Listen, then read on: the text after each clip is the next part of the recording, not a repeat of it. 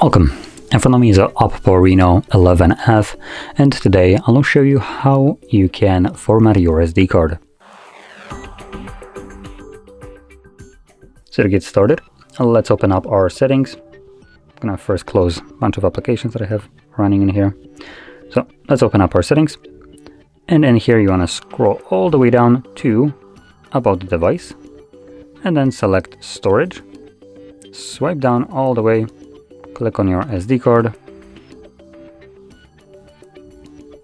and at the bottom you can see Format SD card. For some reason it requires you to draw a pen or your screen lock to format it, which is absolutely, I think, stupid, considering you can pop in that card to your computer and format it without any kind of hassle. This is just absolutely annoying for no reason. Anyway, next we can just confirm it by selecting the red text to format our card. This begins formatting it and only takes a couple of seconds and should be right about done. There we go. Gives you a pop-up, SD card formatted, and that's done. You can now continue to use your card. So, if you found this very helpful, don't forget to hit like, subscribe, and thanks for watching.